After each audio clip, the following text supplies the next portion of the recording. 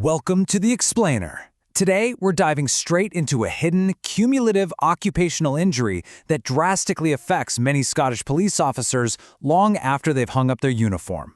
We are talking about occupational hearing loss and tinnitus. Now, this isn't a topic that usually grabs the front page headlines, but it has a massive, daily impact on the lives of people who dedicated their entire careers to public service. Just think about this quote for a second. For most of a police officer's career, the damage being done to their hearing is silent and invisible. It perfectly captures the insidious nature of this whole thing. It's not some sudden dramatic accident that happens on a Tuesday and sends you to the hospital. Instead, it's a slow creep. By the time the hearing loss becomes totally undeniable, like when following a conversation in a busy pub becomes impossible, or when you find yourself turning the TV volume up higher and higher, well, the damage is already done. And because officers are often retired by this point, making that vital connection between their hearing loss and their time in the service is just incredibly easy to miss. So, here is our roadmap for today's explainer. We'll start with 1. The silent injury. Then 2. Sources of police noise. 3. The duty to protect. 4. Overcoming legal hurdles. And finally, 5. The path to compensation.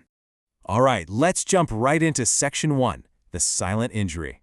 Historically speaking, policing just hasn't been viewed as a traditional noisy industrial job. I mean, it's not a shipyard or a coal mine, right? But the damage accumulates so quietly. Shift by shift, year by year, across an entire working life, it compounds. It is absolutely a genuine, recognized category of occupational injury. But because it builds up so secretly, it actually remains one of the most underclaimed areas of occupational hearing loss out there. The connection between a retired officer's struggle to hear and their actual police service just completely slips under the radar.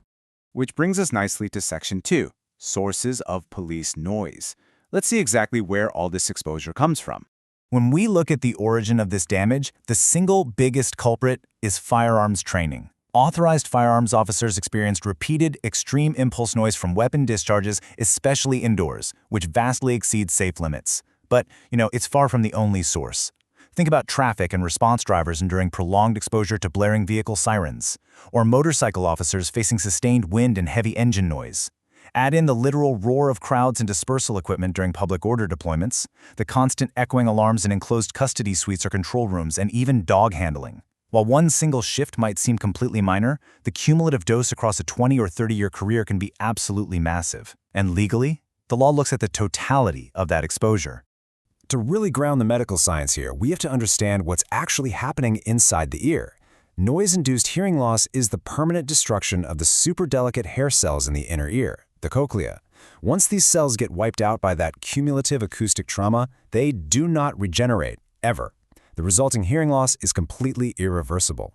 But here is the fascinating part. This specific damage leaves a very characteristic notch on an audiogram right around the 4 kHz region. It's like a fingerprint. It's the exact audiological hallmark that allows medical experts to say, that's noise damage, separating it from just the natural hearing deterioration that happens to all of us as we get older. And, of course, we absolutely cannot talk about hearing loss without talking about its very frequent companion, tinnitus. For a lot of officers, this persistent ringing, buzzing, or hissing is actually the more disabling of the two conditions. It's just this constant intruder. It severely messes with your sleep, it shatters your concentration, ruins quiet moments, and in severe cases, it takes a massive toll on a person's overall psychological well-being. It is a highly significant factor when experts are assessing the total disability an officer has suffered. Let's move on to Section 3, the duty to protect. Now, the dangers of noise exposure weren't some big industry secret. They were established knowledge for decades. I mean, look at this timeline. As far back as the 1960s, the risks were incredibly well known. By 1989, the Noise at Work regulations imposed strict legal duties to assess noise, provide hearing protection, and set up protection zones. And then by 2005, the Control of Noise at Work regulations strengthened those requirements even further, demanding really rigorous health surveillance through audiometric testing. The statutory obligations on employers literally only became stricter over time. The 2005 regulations specifically set this strict number, 87 decibels. That is the absolute exposure limit value that must not be exceeded. It's where the legal line in the sand is drawn. If a police service exposed officers to hazardous noise, especially on those firearms ranges, without providing correctly fitted hearing protection, without conducting proper risk assessments, and without carrying out health surveillance to catch that early loss, well, they were in clear breach of their duty to protect. Okay, let's pivot to Section 4, Overcoming legal hurdles. So there is this specific legal technicality that gets totally misunderstood in these cases. Police officers are not standard employees. They hold the unique office of constable. Now, historically, this raised weird questions about how an injury claim was framed, but let's be super clear. The law is settled here. This distinction does not bar officers from successfully pursuing occupational injury claims. The duty to take reasonable care for health and safety applies to police officers just as it does to literally anyone else. It's a vital detail that ensures this unique employment status doesn't magically wipe away the right to a safe working environment. The second major hurdle is this number right here, 3. This represents the 3-year rule under the Prescription and Limitation Act in Scotland, and, unfortunately, this rule causes a ton of retired officers to mistakenly believe their time to make a claim has completely run out, just because they retired a long time ago, or maybe they noticed their hearing declining years ago. But here is the absolute game changer regarding how that 3-year clock actually works. It often doesn't start on your retirement day. It doesn't even start the day you first noticed your hearing failing. It starts on your date of knowledge. This is the specific moment an officer reasonably knew they had a significant impairment, that it was actually caused by noise exposure and not just natural aging, and that it was due to the service's fault. For so many retired officers, this date of knowledge only arrives years later when an audiologist, a GP, or an ENT specialist finally connects the dots between their hearing loss and their police service. Because of this huge nuance, legal experts strongly emphasize that officers should never just assume their timeline has expired. Finally, let's look at Section 5, the path to compensation. So, how does this actually work? The claims process in Scotland is highly structured. It usually kicks off with a consultation where you meticulously map out your entire service history with a specialist solicitor. We're talking every role, every deployment, and the exact hearing protection you were or weren't given. Step 2 is getting a specialist audiological assessment, specifically that pure tone audiogram we mentioned, to medically separate the noise damage from natural aging.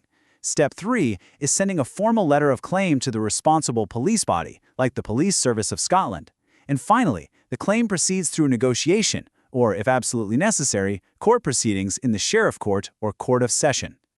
Oh, and it is definitely worth noting that if an officer suffers from occupational deafness, they might also be entitled to the Industrial Injuries Disablement Benefit. This is a specific DWP benefit. The really important takeaway here is that it's non-means tested. That means an officer can pursue this concurrently without it negatively affecting their right to bring a civil claim at all. They can and honestly should be looked at alongside each other. When compensation is awarded, it's designed to meaningfully recognize the totality of what you've gone through. It factors in the Judicial College guidelines for the pain and suffering related to the hearing loss itself.